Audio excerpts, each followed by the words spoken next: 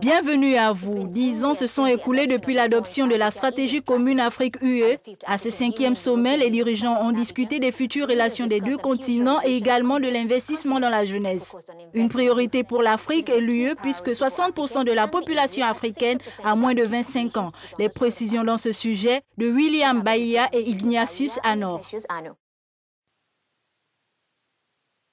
La question de l'employabilité des jeunes au cœur des discussions du 6e Forum des affaires Union européenne-Afrique qui s'est déroulé en début de semaine en Côte d'Ivoire.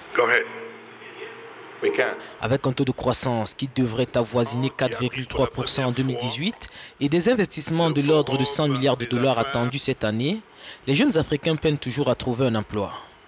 Un constat qui suscite des pistes de réflexion. Au lieu d'exporter les matières premières africaines, autant les transformer localement pour créer davantage de richesses et en même temps d'emplois. Parce que vous savez, si vous extrayez une matière première du sous-sol et vous l'exportez, ce n'est pas ce qui va créer des emplois. C'est la transformation, c'est les usines. On peut travailler à relever ce défi par des réformes. D'abord des réformes structurelles. Changer carrément le dispositif. Prenez par exemple dans beaucoup de pays, vous avez 10 projets différents, dans 10 ministères différents qui traitent sur cette question. Ça ne donne absolument rien.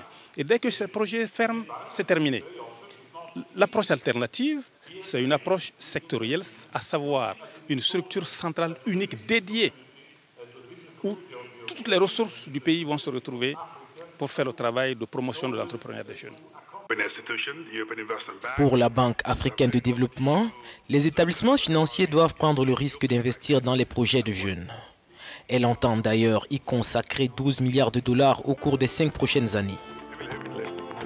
De son côté, le Premier ministre ivoirien Amadou Gon Coulibaly appelle à la revitalisation des partenariats publics-privés.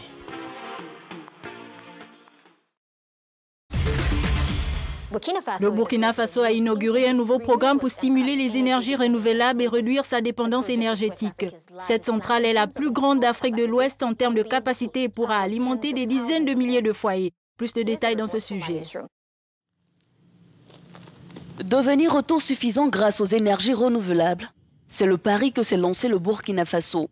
Le pays vient d'inaugurer sa plus grande centrale solaire sur le site de Zagtouli, à une vingtaine de kilomètres de Ouagadougou. 129 600 panneaux produisent 33 MW d'énergie. C'est la plus grande centrale solaire aujourd'hui en exploitation sur l'Afrique de l'Ouest. Le Burkina est un pays très ensoleillé et très en vogue pour le solaire, puisqu'on va également avoir certainement beaucoup d'appels d'offres les mois à venir, notamment pour l'extension de 17 MW, mais aussi sur d'autres projets de 10 MW à travers le Burkina Faso. Cette centrale est une première dans ce pays qui veut se tourner vers les énergies renouvelables pour combler le déficit qui l'oblige à importer de l'électricité. Les travaux ont commencé en juin 2016. Actuellement, les travaux sont terminés, nous sommes en train de produire. Voilà, à peu près, on estime que chaque année, on aura à injecter sur le lieu 56 gigawattheures. Ça représente à peu près 5% de l'énergie comparée produite par rapport à 2016. Produire en quantité à des coûts très moyens, le Burkina espère qu'avec l'énergie des centrales photovoltaïques, 30% des besoins en électricité seront couverts d'ici 2030. Et c'est la fin de ce programme. Merci de l'avoir suivi. Envoyez vos questions, commentaires et suggestions sur Twitter @FolakeG et sur Facebook @FolakeOiloye. Au revoir. Goodbye.